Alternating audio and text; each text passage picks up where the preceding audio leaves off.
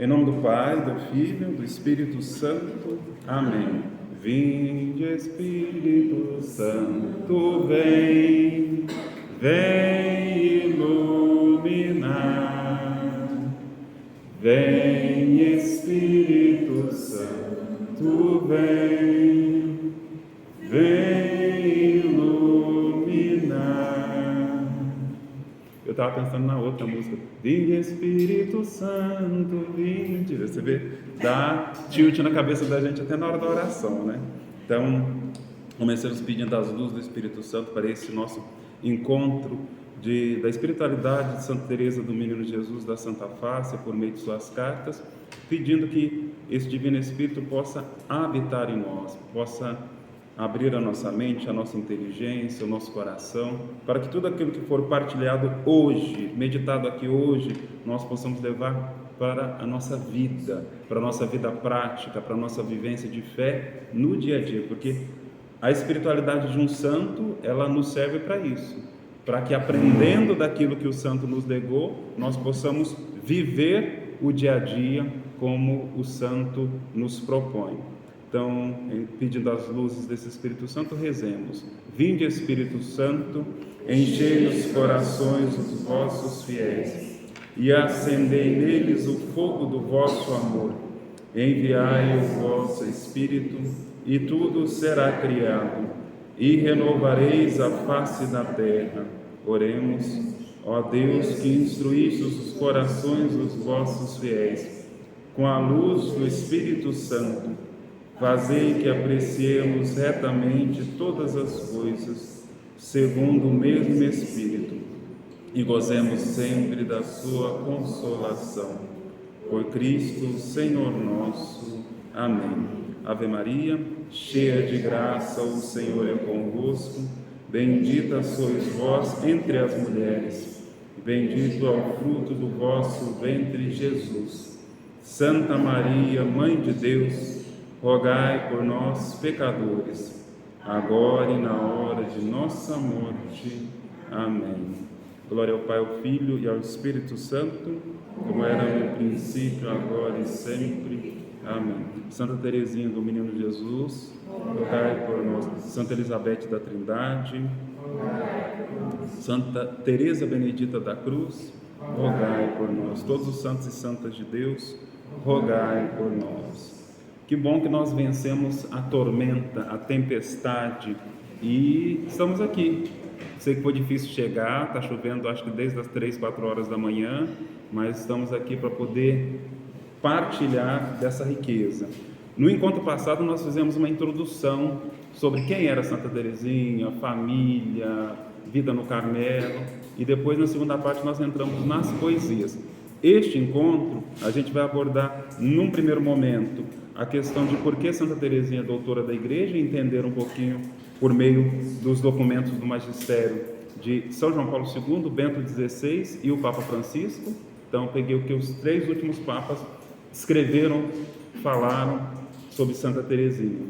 E aqui nós temos a imagem, né, que pouca gente conhece, de Santa Teresa do Menino Jesus, né, doutora. Então essa não é Teresa de Ávila, é a Teresinha de Lisieux, só que depois que ela recebeu o título de doutora, então agora ela está como mestra que ensina. Não, é a Teresinha. E ela, o rosto aqui, ó, é o rostinho mesmo, muito, muito fiel. E aí o título de doutora na igreja, agora ela é mestra de vida espiritual. O mestre é aquele que ensina. E aí, para todo mundo conhecer. E a gente vai meditar nesta graça de olhar para o caminho desta grande santa. E quanto mais a gente mergulha nos textos, nos escritos, na espiritualidade de Santa Teresinha, mais a gente vai sendo moldado, transformado. Acho que quem convive comigo vê que eu cito muito os santos do Carmelo, né? Sempre aparece uma Santa Edith Stein, Santa Teresa Benedita da Cruz. Ontem, na adoração do apostolado da oração, nós colocamos um poema de Santa Elizabeth da Trindade. Já apareceram textos de Santa Teresinha, ou seja, a gente vai absorvendo, vai se alimentando desses textos ao longo de todo um tempo.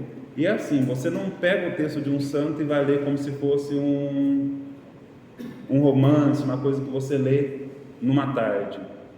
Não, exige tempo, exige o aquietar-se da alma. Na experiência de ler as cartas de Santa Teresinha, eu não consegui correr. Eu falava, eu preciso ler as cartas, mas não dava. Porque quando você se pega lendo os textos, chega um momento que você tem que parar para refletir. Não dá para você continuar só a leitura, leitura, leitura. São 266 cartas. Se você pegar para ler tudo de uma vez, mesmo que dividido, penso eu, trabalho com um retiro de 1 ano. Que você vai trabalhando, olha, cada dia lê uma carta. E ainda assim, às vezes você pode deixar o sábado e o domingo de fora, que ainda dá certo se deixar. Que aí o sábado e o domingo você descansa e contempla tudo. Então, dá para fazer isso, né? Um retiro só com as cartas de Santa Teresinha, porque ela tem cartas, ela tem bilhetes. No último encontro a gente trabalhou também a questão dos poemas, né? Muitas pessoas não conhecem as poesias. Muitas pessoas não têm ideia que Santa Teresinha escreveu, e muito. E aí, na pesquisa para esse encontro aqui das cartas, eu fui voltando um pouco mais para os manuscritos, que são 3 manuscritos que deram origem à História de uma Alma, né, que é o livro mais conhecido de Santa Teresinha. E aí eu fui entendendo algumas coisas que começam a se encaixar.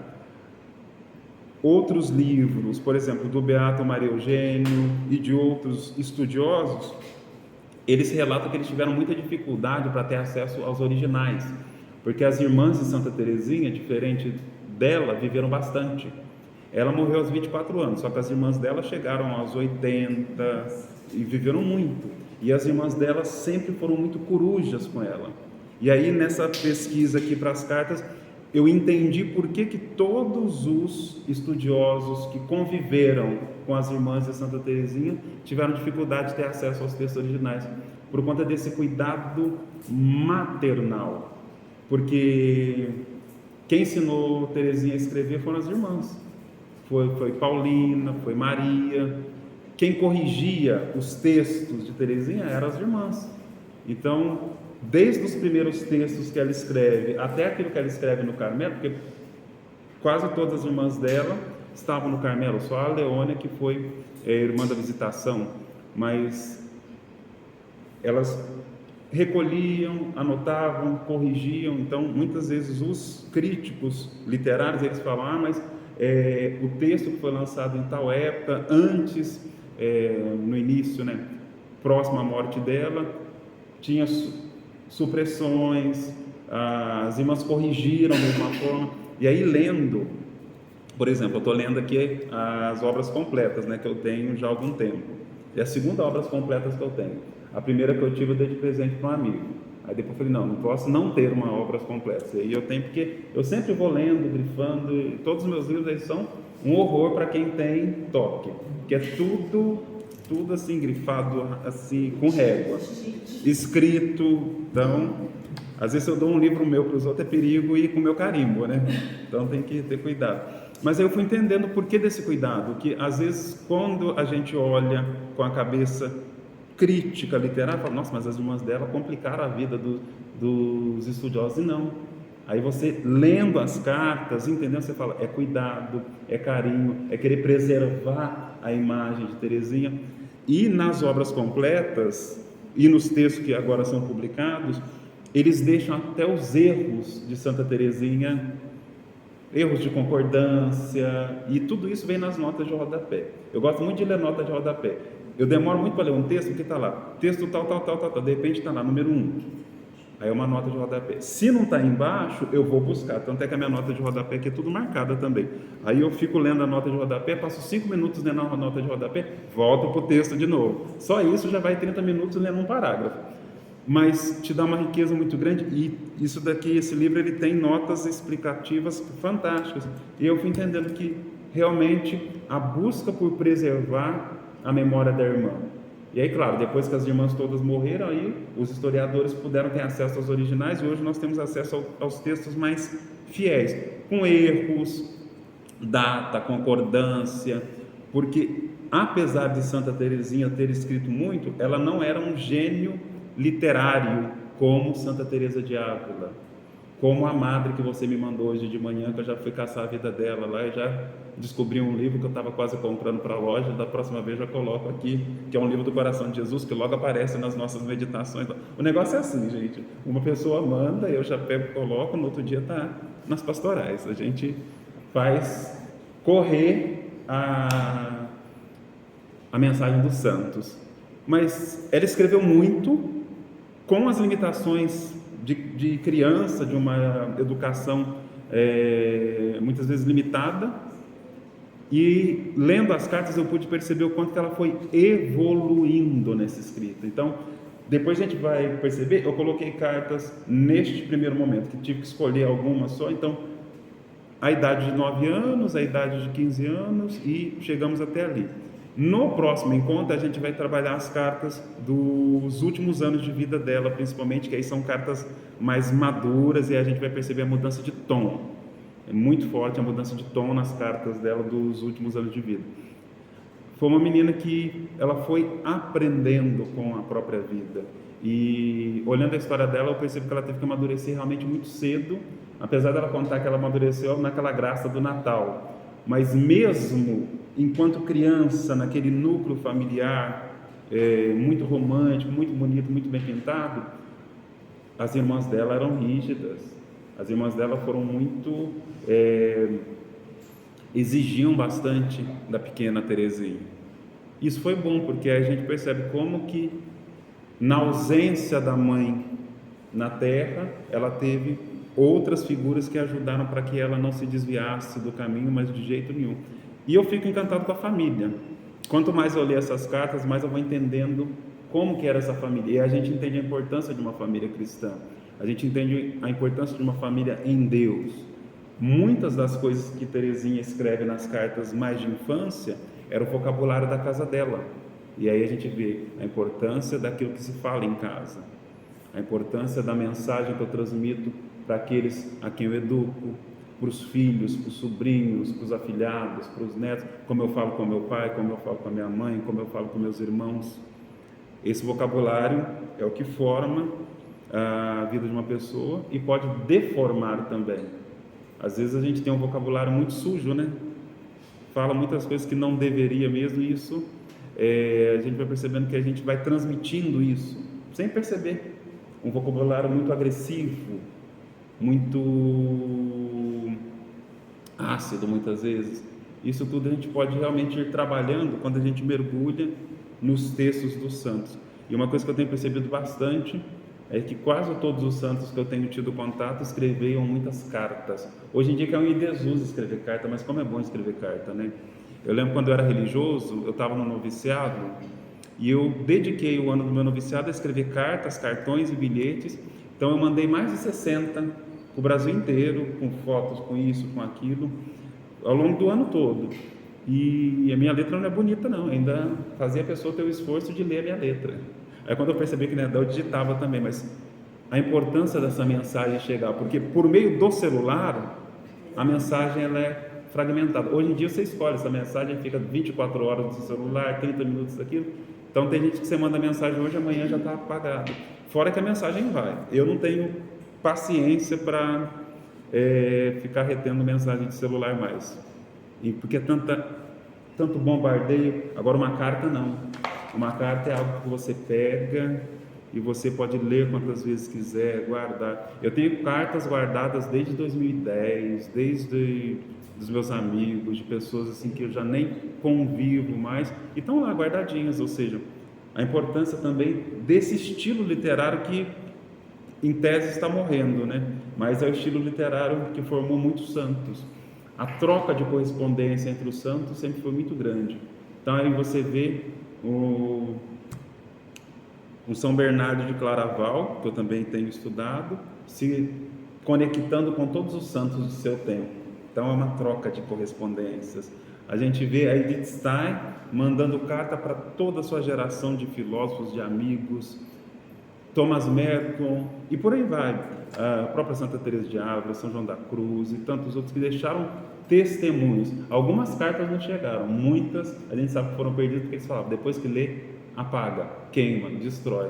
Mas graças a Deus a desobediência santa nesse caso fez com que nós tivéssemos pelo menos de Teresinha 266 cartas. Muitas outras se perderam na história e de muitos santos. Tem cartas de Santo Agostinho, gente. A gente consegue acessar a carta de Santo Agostinho, de Santo Ambrósio. Então, é um estilo literário que enriquece muito a nossa vida de fé, porque diferente de um tratado, diferente de um trabalho a nível teológico que muitos santos compuseram, ou de um sermão, ou até mesmo da história de uma alma que é um diário, mas um diário mais organizado, na carta a pessoa não está preocupada se está certo isso, está certo aquilo, a forma como eu vou escrever. Como os autores escrevem aqui, a carta acaba sendo o reflexo do coração e da alma, da forma mais transparente. E você sabe que... Ai, minha voz ainda está ruim. Santa Teresinha, eu fico imaginando, você falou, né, que ela amadureceu muito cedo, e realmente, porque ela perdeu a mãe muito jovem. Então, imagina uma criança, só a gente imaginar, né? A gente perdendo a mãe ainda criança, foi uma perda assim extrema, e depois ela perde a irmã também, quando a irmã vai para o convento, que é a irmã que ela tinha mais assim, vamos dizer assim, afinidade, que mais cuidava dela. E a irmã simplesmente fala, ó, fui, estou indo, né? E ela se sentiu sozinha de novo. Então eu fico imaginando assim a pressão psicológica, né, que ela teve durante essa infância dela, e transformou tudo isso no bem, né? No bem, em coisas boas, é o que deixou pra gente como herança mesmo. Transformou em beleza, em arte, transformou em seio espiritual.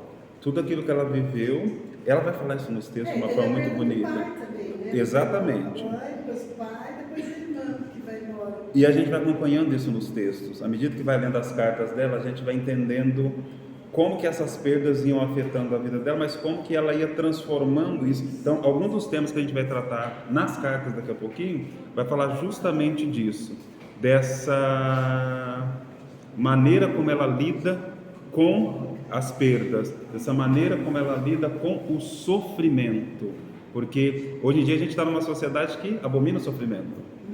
Assim, nossa, mas como é que fala, gente? Eu vou... como é que eu posso falar isso sem ser bloqueado na internet o dia que eu publicar esse vídeo? É a geração do Falsac. Não, mas os católicos mesmo podem me bloquear. É uma frase que é mote, todo mundo gosta. Saudade sim, tristeza não. Isso é uma mentira, gente. Isso é uma mentira tão grande. E às vezes é falado, saudade sem tristeza. Não, a tristeza existe.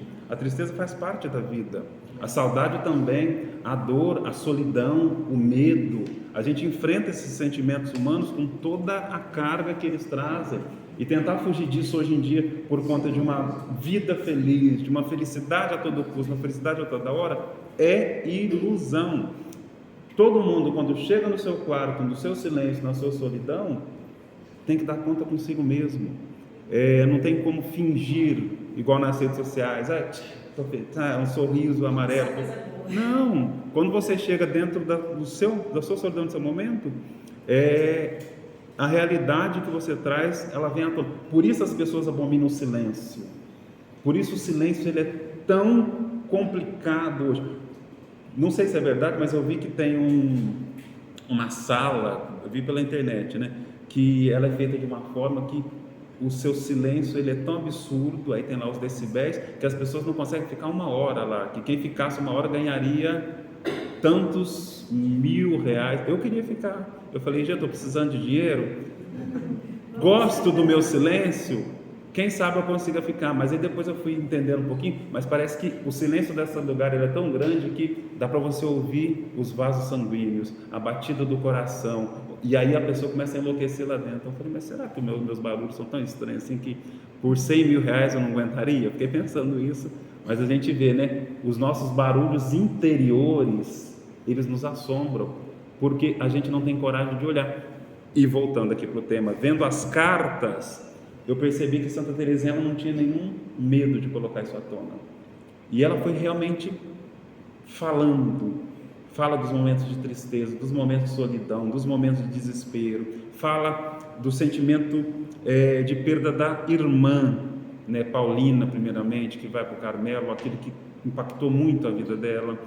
Fala da doença do pai, porque o pai ficou doente por 5 anos, então ela foi perdendo aquele pai de uma maneira muito dolorosa. Quem acompanha alguém numa doença por muito tempo, sabe o quanto que isso é desgastante. E uma coisa que eu fiquei encantado, que já tinha visto, já tinha dado uma passada de olho, mas a importância da Celina, que é a irmã um pouco mais velha que ela segundo de idade, e quanto que a Celina foi a companheira de Teresinha, tanto é que elas falam que elas são as duas gêmeas, que elas dividem o mesmo coração. Celina fica em casa para cuidar do pai até que o pai morra. Depois que o pai morre, Celina também vai para o Carmelo. Todas as irmãs vão para a vida religiosa, Celina fica.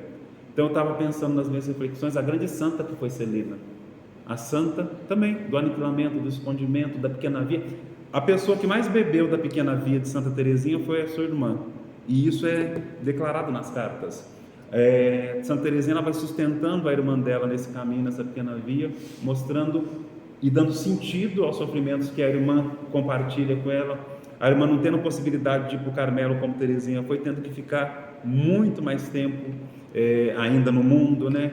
Então a gente percebe a ação e a graça de Deus e fala, nossa, só os santos, as almas eleitas, escolhidas, podem realmente responder a essa bondade de Deus. Aí o Papa vem falar que todos nós somos chamados à santidade.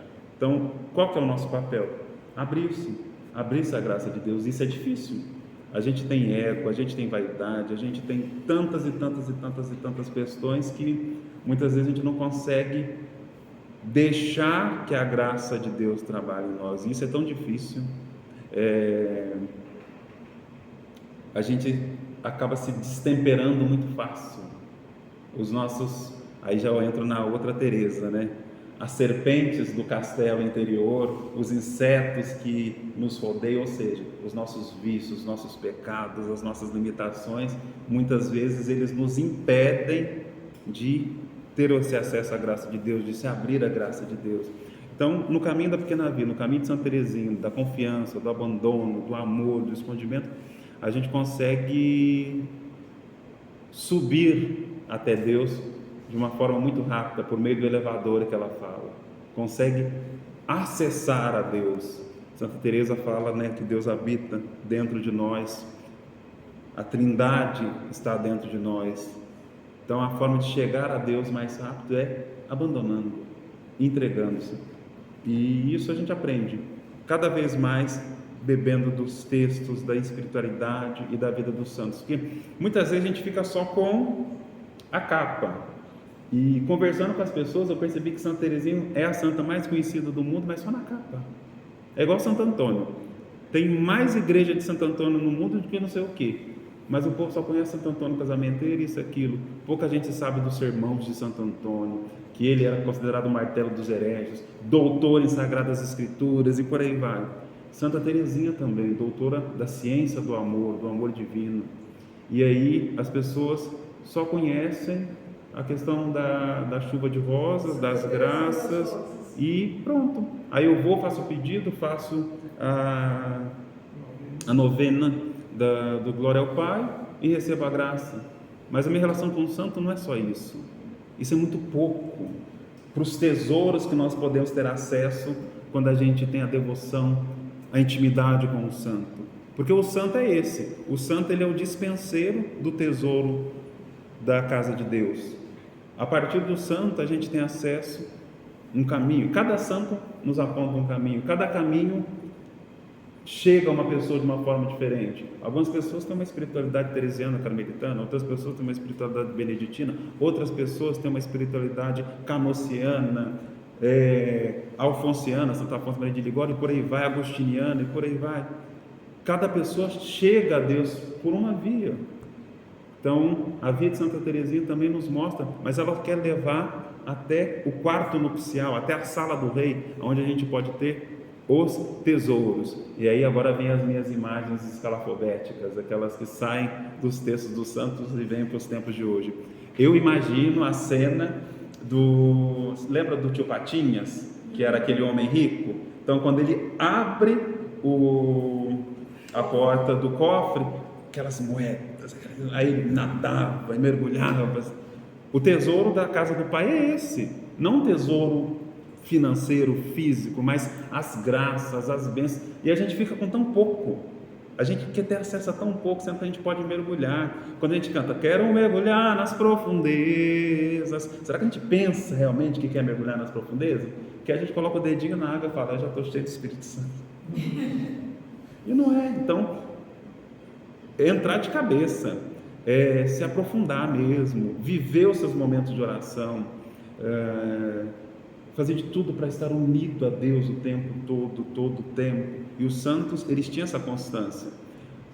Não, mais uma vez eu vou citar São Bernardo de Claraval, não estou deixando a senhora não, Santa Teresinha, esse encontro é seu. Mas ele fala que ele entrou nos cistercienses para esconder-se do mundo, para desaparecer, como Santa Teresinha, ela deixa isso muito claro.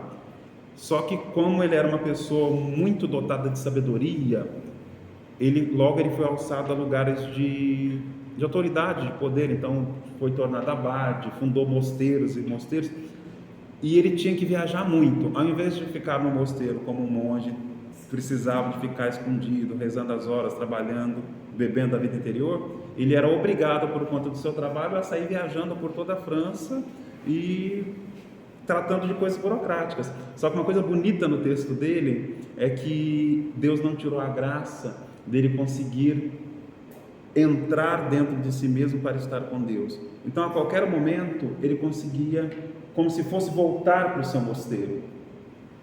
E aí Santa Teresinha de dentro do Carmelo, a espiritualidade dela mostra isso, que você não precisa estar no Carmelo, no mosteiro, na igreja todo o tempo para estar conectado com Deus. Como São Bernardo, como Santa Teresinha e tantos outros santos, nos afazeres da vida, você pode estar fazendo qualquer coisa ali na sua vida e por dentro manter a sua unidade com Deus, manter a sua vida interior.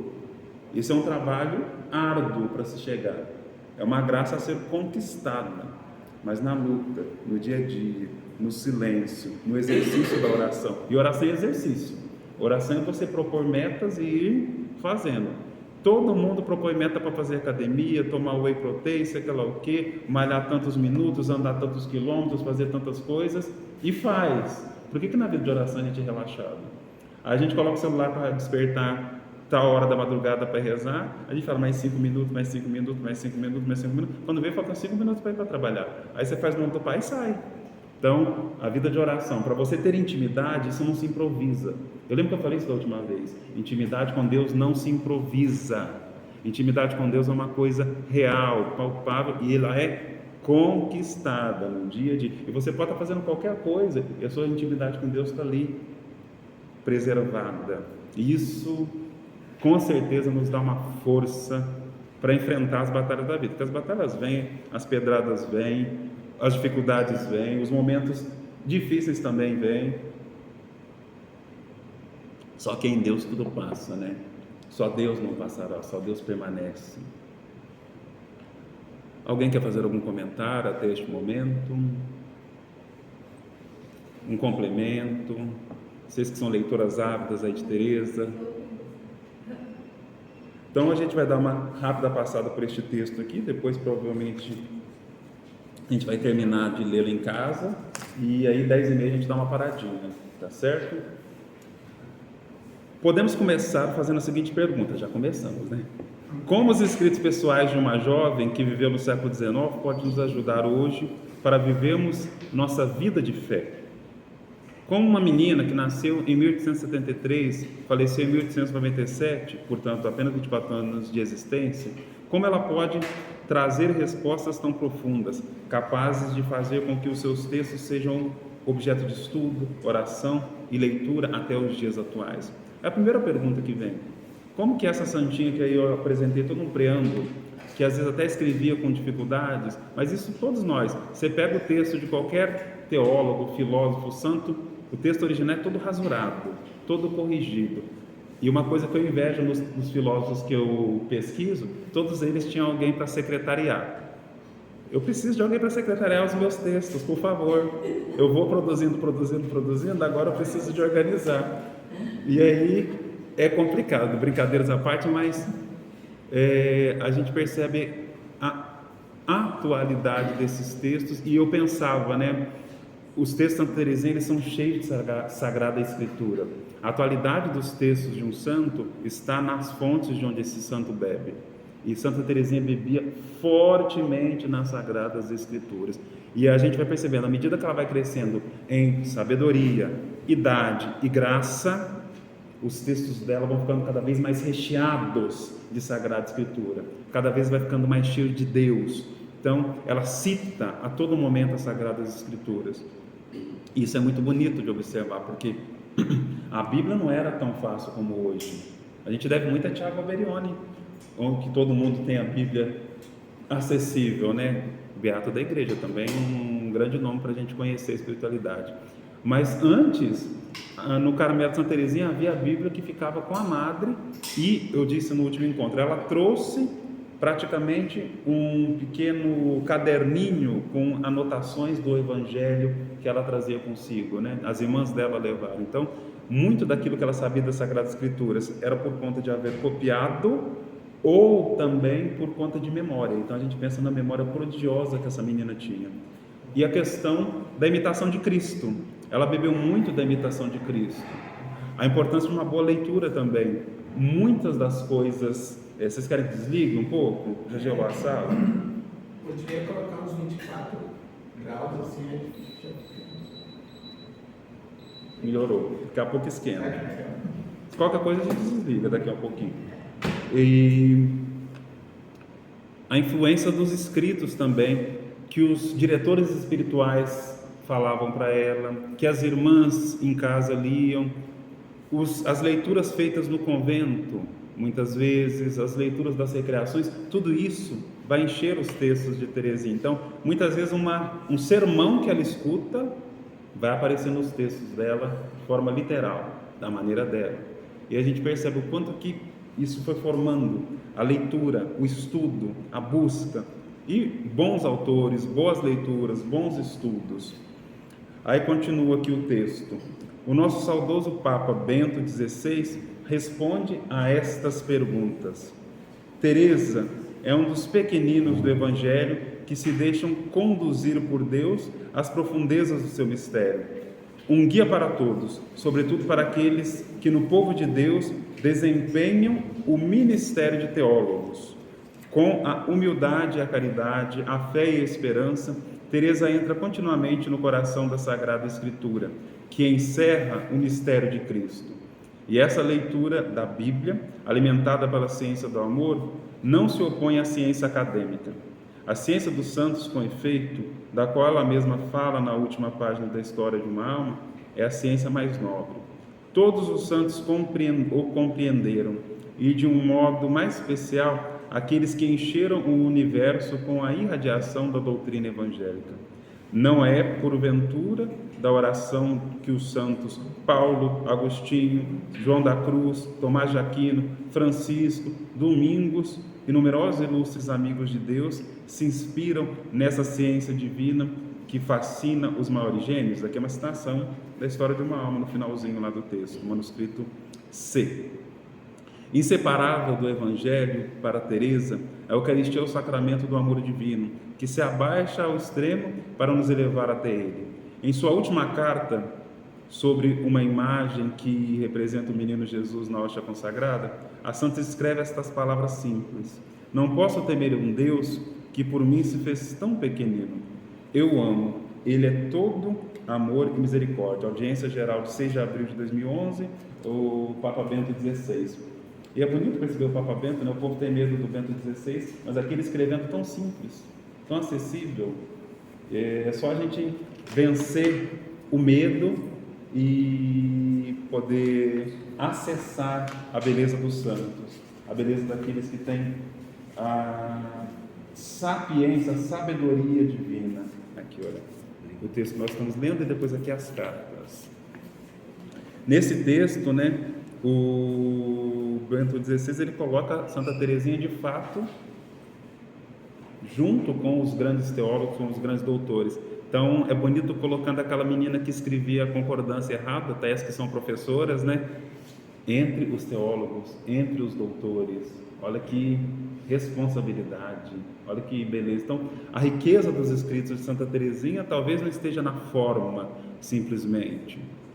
Falava no último encontro, ela não estava preocupada com a forma poética, ela queria escrever poesia. Ela não estava preocupada com a maneira que a mensagem ia chegar, se por diário, história de uma alma, se por cartas, se por poesias. Ela queria que a mensagem chegasse, ela queria que Jesus fosse conhecido, amado, ela queria que a igreja fosse anunciada. E aí a gente vê a potência, a genialidade dessa santa, e entende por que ela é doutora. Eu peguei uma citação do Frei Patrício Schiadini, acho que é assim que fala o nome dele, que parece Schiadini. Isso, olha, ó, obrigado. É bom ter os doutores aqui para corrigir a minha pronúncia. E daqui a pouco eu falo francês aqui também. Toma, correção. E aí, parece que ele vai para o lado oposto do que o Bento XVI diz, mas eu enxerguei na citação dele justamente o que o Bento XVI diz, por isso que eu coloco junto. Ele diz assim, olha: os místicos de todos os tempos nos comunicam a alegria da experiência de Deus, sem muita dor de cabeça, sem difíceis reflexões teológicas. Eles deixam o coração falar. Essas palavras com certeza podem muito bem ser atribuídas aos textos de Santa Teresinha, cujo coração se revela sem nenhum medo diante dos olhos de seus interlocutores. Os bons místicos seguem o Frei Schiadini. Não têm preocupação acadêmica, nem de estudo. Não são anatomistas de Deus. Tentam compreender o incompreensível, deixam-se amar e seduzir e vão transmitindo por meio de uma linguagem de amor o que experimentam, muitas vezes sem compreender. E é realmente essa vivência. Eles transmitem de forma visceral aquilo que eles vivem no seu interior. Por isso, muitas vezes, o texto não é fluido, não é conexo, né? Ele vai... É aquela necessidade de escrever aquilo que eu estou vivendo. Se não para mim, por obediência. Santa Teresa de Ávila, ela fala isso também, quando ela começa a escrever a vida, mas o castelo interior. Ela fala: eu ia escrevendo que eu não tinha tempo nem de corrigir. Primeiro que ela não tinha tempo mesmo, que ela saía viajando também, fundando Carmelo e visitando, mas tamanha a propulsão que vinha de dentro dela, que praticamente o livro já saía pronto. E aí depois... os outros que arrumem, quem for organizar isso para que seja publicado. Ou seja, não se preocupe. E ela é doutora em literatura, né, também. Assim, ela é considerada, não doutora em literatura, mas ela é considerada como padroeira dos escritores. Ela é referência da literatura espanhola, inclusive, do século XVI. São João Paulo II, que proclama Santa Teresinha doutora da Igreja, escreve: entre os pequeninos aos quais foram manifestados de uma maneira muito especial os segredos do reino, resplandece Teresa do Menino Jesus da Santa Face, monja professa da Ordem dos Carmelitas Descalços, cujo centenário do ingresso na Pátria Celeste é celebrado neste ano. Durante sua vida, Teresa descobriu luzes novas, significados ocultos e misteriosos. Recebeu do Divino Mestre aquela ciência do amor, que depois manifestou com particular originalidade nos seus escritos. Essa ciência é a expressão luminosa do seu conhecimento do mistério do reino e da sua experiência pessoal da graça. Esta pode ser considerada como um particular carisma de sabedoria evangélica, que Teresa, como outros santos e mestres da fé, auriu em oração. Aqui, Carta Apostólica, Divinis Amores, Ciência, número 1, logo lá na introdução. E aí a gente entende realmente como que a igreja foi entendendo os escritos desta menina. Eu brinco muito com as meninas que são acólitas aqui na catedral, né? E muitas vezes quando eu olho para elas, eu falo: estou vendo Teresinha, estou vendo a outra santa, e vou chamando cada hora de uma santa diferente. E quando eu olhei para os textos de Santa Teresinha, graças a Deus eu tive a graça de ter a mesma intimidade, de poder ter a mesma brincadeira, de poder perceber o mesmo sorriso. E lendo os textos dos papas, eu percebi isso também. Então, a gente fala que Santa Teresinha é menina, a gente chama de Teresinha, porque o nome dela não é Teresinha, é Teresa. Teresa do Menino, ela apresenta a Teresita no início das cartas. Mas a gente chama de forma íntima porque é alguém que nos cativa, é alguém que nós realmente somos próximos. Ela realmente faz parte, pelo menos da minha história, da minha vida, do meu mundo espiritual. Tenho meus amigos do céu, tenho os meus amigos santos, mas ela de forma especial, eu não preciso chegar e falar, voz diviníssima, sei lá o quê, usando palavras bonitas, rebuscadas. Não, eu falo, Santa Teresinha me ajuda, sei lá o quê. Ou vou conversando. Às vezes aqui na loja, tem a Mari que também é devota de Santa Teresinha, a gente, no momento de dificuldade, alguma coisa, alguma notícia que recebe, lembra da Santinha de Lisieux e fala em oração. Então, parece que essa intimidade, ela nos permite a chegar a esta santa menina. A gente parece que esqueceu, mas acho que a Catarina lembrou isso no início. Gente, 15 anos é muito pouco. 15 anos é muito pouca idade. Você é muito jovem aos 15 anos, e ela entra no Carmelo, que é a cidade.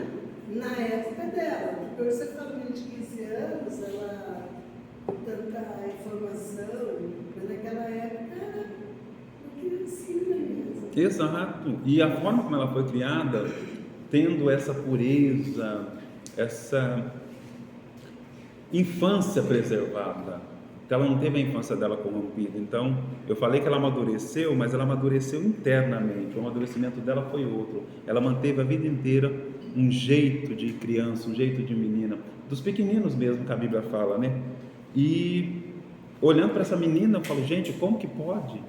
Como que pode uma menina ser essa grande santa, doutora da igreja, padroeira das missões? E aí eu vou ficando mais encantado. Aí eu vou falando, realmente eu fui escolhido pela santa certa. Eu lembro que ela me acompanhou na Argentina, né, nas minhas maiores dificuldades, quando eu vivi lá. Passei um momento de tristeza assim, muito grande. Esses dias eu estava lembrando das minhas tristezas. De vez em quando a gente lembra, né?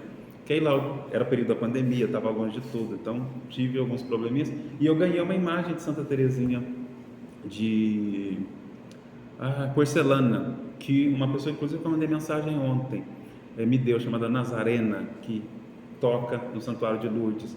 E a partir daquilo, eu comecei rezando a melhorar, a ter possibilidades depois de voltar embora. A minha vinda para o Brasil estava muito complicada, é um pequeno testemunho, você vê que eu já coloquei no meio, né? De repente, depois desse momento de oração, em pouco menos de um mês se resolveu tudo, eu vim embora para o Brasil, e graças a Deus estou aqui, bem de saúde, gordinho, cheio, porque eu cheguei um fantasma quase, cheguei muito mal. E eu tenho uma gratidão, porque Santa Teresinha, ela realmente se fez presente e me acompanhou nesses momentos difíceis. Eu não precisei de falar palavras difíceis, eu só precisei falar, me ajuda, Santa. A senhora que aí é minha madrinha, já que é minha madrinha, dá seus pulos, dá seu jeito. E aí eu vejo hoje a devoção a São Carlos Acutis, que não é um santo da minha geração, é o santo da geração de vocês, muitas vezes, né? E eu vejo eles encantados com a história do Carlos Acutis, e eu entendo, porque é um encantamento que eu tenho desde sempre com Santa Teresinha. O quadro de Santa Teresinha existiu desde sempre na minha casa. Então, aquilo que os adolescentes jovens hoje estão tendo com Carlos Acutis, eu sempre tive desde a minha infância. E aí a gente entende, né, essa intimidade, essa amizade com os santos. Por isso que a gente entende quando um papa, quando a igreja bate um martelo e fala, é isso, ela é doutora, ela é santa. Eu vou pular aqui umas 2 folhas, que depois vai ficar com o dever de casa para vocês lerem, e vou para a penúltima folha, onde eu vou falar os pontinhos, o tema das cartas que a gente vai começar a ler a seguir. Aí na próxima etapa a gente já começa com as cartas. Aqui ainda São João Paulo II, ele vai falar de forma bastante densa o porquê que ela é doutora. E é difícil o santo ser doutor da igreja, viu, gente? Não é um processo fácil, não. Santa Teresa Benedita da Cruz, Edith Stein, eu acho que foi este ano que os carmelitas e as carmelitas entregaram a documentação, ou não sei se foi no final do ano passado, para o Papa Francisco, para que ela seja proclamada doutora da igreja por toda a sua obra. Ou seja, ainda vai levar um tempo até que seja analisado, estudado, e aí a igreja decida. Então, Santa Teresinha, em menos de 100 anos, ser doutora da igreja, Tem santos, eu não vou lembrar o nome do santo agora, mas tem um dos santos do início do cristianismo que foi proclamado doutor da igreja recentemente, com Bento XVI, com o Papa Francisco, Santa Hildegarda de Bingen, que é uma santa que nós estamos conhecendo aos poucos, foi proclamado doutor da igreja por Bento XVI. Então não é todo mundo que é doutor da igreja, que tem o seu texto falado, é um caminho seguro teologicamente para conhecer os mistérios de Deus. Somando os santos homens e mulheres, não chega a 50. Se eu não me engano, são 38 agora, 38 homens, com 38 homens, ou total. Eu sei que com São João Nome chegou ao número de 38. Os doutores. Depois a gente vê se são o total, mas eu sei que mulheres são 4, que é Santa Teresa de Jesus de Ávila, Santa Catarina de Sena, Santa Teresinha do Menino Jesus, Santa Hildegarda de Bingen. Se Deus quiser, logo Santa Teresa Benedita da Cruz e de Stein. E outras que também têm uma obra substanciosa, mas não é fácil. Se hoje em dia, gente, eu estou na luta, se formar numa faculdade é difícil, se você ter o título de bacharel, o título de licenciado é complicado, imagina o doutoramento da igreja. Não estou falando nem do doutoramento da vida, que depois tem que fazer mestrado, tem que fazer doutorado, você passa uma vida estudando para receber um diploma. Na igreja é muito mais complexo, porque todos os peritos vão olhar o seu texto, todos os peritos nas diversas ciências vão estar lá para falar. Todos o total? Então é 38 agora, porque tem São João Neumann. São João Neumann foi o último. Exato, porque eu lembro que era 35 num dos livros que eu tinha lá para trás, mas isso vai renovando, graças a Deus, né? Tiago, repete, por favor, as 4 santas hoje. Santa Teresa de Ávila, Santa Teresinha de Lisieux, ou do Menino Jesus Sagrada Face, Santa Hildegarda de Bingen, beneditina, abadesa, uma mulher poderosíssima ali no seu tempo, muito influente, e Santa Catarina de Sena, que se Deus quiser a gente vai ter a oportunidade de estudar as cartas dela o ano que vem, que também são cartas. Santa Catarina de Alexandria não deveria ser doutora também? Então, para você ver que não é todo mundo. Tem muitos santos e santas que tem toda a estrutura, tem escrito, mas os caminhos da igreja aí para definir são bem complexos. Temos milhares de santos e pouquíssimos doutores. Não dá uma centena, não dá 50. Então vamos só olhar os pontos principais para a gente poder ir para o nosso café, viu, gente? Olha, o objetivo das cartas é tentar ir em auxílio aos seus correspondentes. Nossa santa lhes fala de suas atitudes diante de Deus, conta-lhes como enfrenta os contratempos da vida, revela-lhes seu modo de pensar, sua fonte de consolo, sua vivência de fé e de esperança, sua confiança ilimitada e seu amor sem medidas. Ao escrever suas cartas, existe em seu coração uma finalidade clara e definitiva. Quer ensinar, transmitir, difundir, espalhar, fazer conhecido o seu caminho, o caminhozinho bem reto, bem curto, uma pequena via inteiramente nova. As cartas de Santa Teresinha são a expressão mais viva que de sua alma se possa ter. O estilo das cartas é simples e diríamos mesmo coloquial. São 266 cartas escritas de 4 de abril de 1877 a 25 de agosto de 1897. Delimitou-se isso das cartas, mas tem bilhetes, tem algumas que foram ditadas, então ela tem muitos outros escritos que depois a gente vai acompanhando aqui. À medida que ela vai ficando mais doente, ela não tem capacidade de escrever mais, então ela começa a ditar. E aí são pequenos conselhos, lembranças que depois vai ser organizado. Mas como cartas escritas por ela, ou pelo menos auxiliadas por ela com a ajuda dela, 266, que já é muita coisa. O tema principal é o amor a Jesus. Ela nos fala de seu amor para Jesus, declara que quer amá-lo sempre mais e convida a todos para essa grande meta, amar a Jesus. E isso vai ficando cada vez mais claro, à medida que ela vai tomando ciência e desse amor, à medida que ela vai se aprofundando na vida do Carmelo, ela vai entrando naquilo que os outros santos antes dela já foram expressando a sua forma. Ela realmente quer entrar no castelo interior, ela quer viver a experiência com Deus, ela fala, eu sou a noivinha de Jesus. E aí, conforme vai aproximando a sua consagração, ela vai contando isso, como que vai ser a celebração. Geralmente, pelo menos antigamente era assim, né? As carmelitas se vestiam de noiva na sua consagração religiosa, na sua primeira profissão. E aí, na sua primeira profissão ou na profissão solene? Agora eu fiquei na dúvida, depois tem que buscar a fonte. Mas, porque era um momento nupcial, e aí ela fala, agora eu sou esposa de Cristo. Inclusive, uma das cartas, ela faz o convite de casamento da rainhazinha Teresa Martin. Eu vou ler isso agora na hora do intervalo, quem sabe. Não está aqui, mas eu vou ler.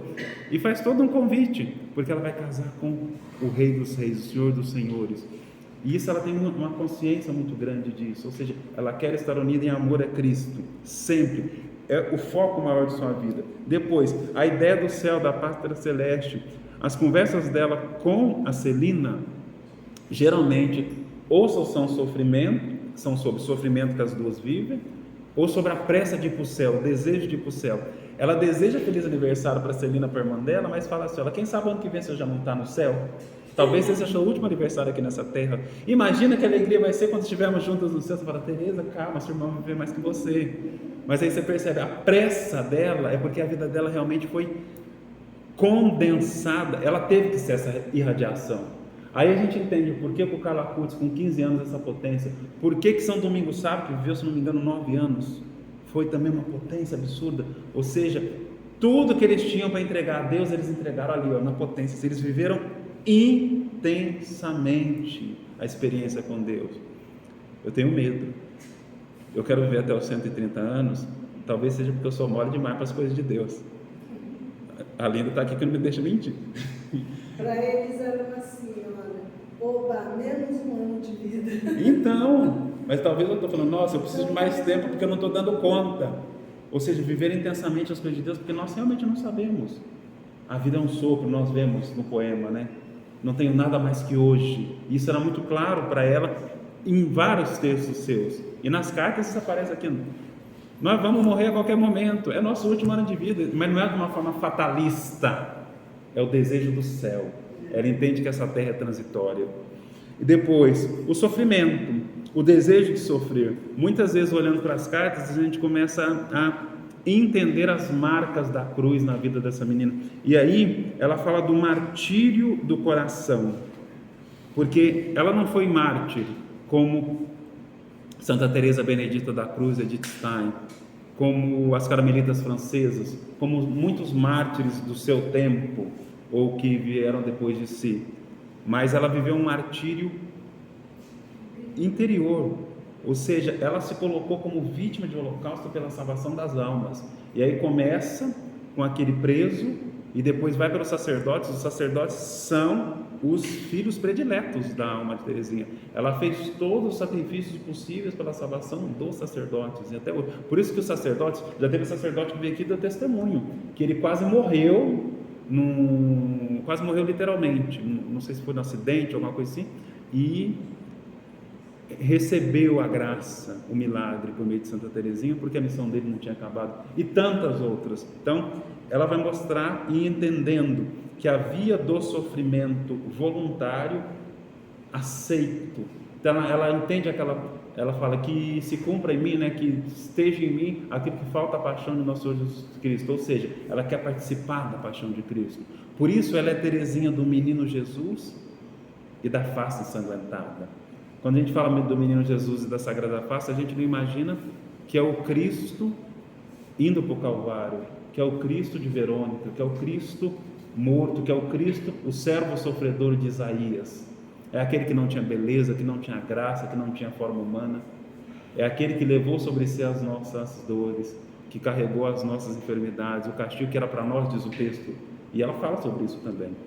Então, olha que densidade, ela viveu a infância espiritual, mas ela viveu também o holocausto, carregou a cruz com Cristo. Isso aparece muito nos textos. A pequenez, fundamento de toda a mensagem teresiana.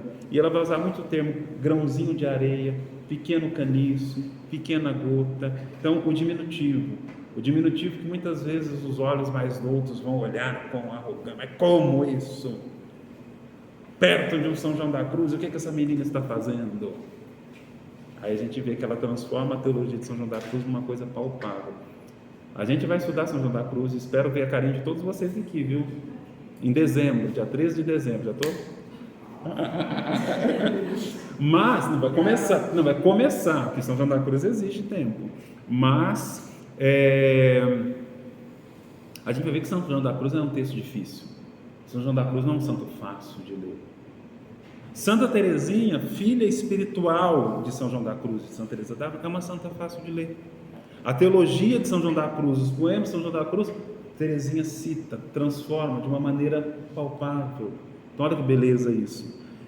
A Via da Noite Escura, que é uma coisa que ela vai falar também, ela expõe a sua humildade, ela expõe o estado da sua alma, ela não tem vergonha de falar que tem medo, ela não tem medo de falar da secura espiritual, ela não tem medo de falar do túnel sombrio que ela vive boa parte do tempo dela no Carmelo. Santa Teresinha não viveu no oba-oba, gente. Oba-oba, nossa, estou vivendo arroubos místicos. Não, ela muitas vezes no Carmelo ela viveu secura, solidão, sensação de abandono, nenhuma consolação, mais sofrimentos. E ela entendia tudo isso, ofertava como flores, holocaustos para o seu menino Jesus. E aí a gente entende a grandeza de uma santa, assim, a grandeza desta menina. Jesus é o centro de suas cartas, ele é o mestre, o guia, a força, a razão de ser, o centro das atenções, o mediador entre o céu e a terra, a paixão da vida, em suma. Por ele, para ele e nele, Teresinha encontra todo o sentido de sua existência e de sua espiritualidade. Amar a Jesus, eis a síntese diretiva das cartas da nossa santa. A obra de Santa Teresa do Menino Jesus da Santa Face nos faz refletir em nossa vida cotidiana sobre a importância da confiança em Deus, nosso Criador. O Papa Francisco, em sua exortação apostólica, sela confiança. Eu disse que ia falar francês, eu fiquei ensaiando isso. Eu fico escutando, eu acho que eu mostrei para você ontem que eu estava escutando música em francês, né? Eu fico testando meu ouvido para a pronúncia, é o truque. Sobre a confiança no amor de Deus misericordioso, ele escreve assim, né?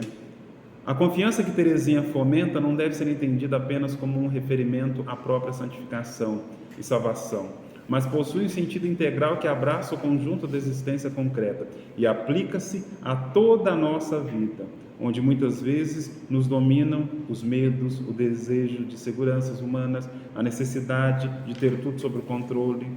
É aqui que aparece o convite ao santo abandono. A confiança plena que se torna abandono ao amor, liberta-nos dos cálculos obsessivos, da preocupação constante com o futuro, dos medos que tiram a paz. Nos últimos dias de sua vida, Teresinha insistia nisto. Creio que nós, que corremos pelo caminho do amor, não devemos pensar no que nos pode acontecer no doloroso futuro, de doloroso no futuro, porque é faltar a confiança. A verdade é que, se estamos nas mãos de um Pai que nos ama sem limites, venha o que vier, havemos de ultrapassar e, de uma forma ou de outra, cumprir-se-á na nossa vida o seu projeto de amor e de plenitude. E para terminar, o Beato Frei Maria Eugênio do Menino Jesus atesta que Santa Teresa do Menino Jesus tem uma missão para a Igreja, que certamente ultrapassa do Carmelo. E esta missão baseia-se, primeiro, em sua contemplação. Foram analisados seus pequenos sacrifícios, atos de oblação, amor misericordioso e ainda outros pontos, que fazem parte de sua espiritualidade e são seus elementos importantes. Mas eu acho, diz ele, que na base de tudo está a sua contemplação. Nela tudo decorre do seu conhecimento de Deus. É uma pessoa mergulhada em Deus, é uma pessoa que se abandona em Deus, é uma pessoa que se coloca toda de Deus. E com ela não tinha meias medidas. Ela realmente escolhe tudo. Aquele texto lá da cestinha, que a gente, quando ela era criança, que a irmã dela oferece uma cesta e fala, pega o que você quiser, ela, eu escolho tudo. Isso demonstra a sede de Deus que Teresa vai ter. Ela nunca vai ser pela metade. E a palavra de Deus nos mostra isso, né? Ou quente ou frio. Se fores morno, vou vomitar-te. Então, você ser tíbio, você ser morno, você ficar na vida não dá para você ser assim. Ou você realmente faz alguma coisa, ou você enrola a vida inteira. E quem passa a vida inteira enrolando não encontra sentido para nada. Terminamos aqui este primeiro momento.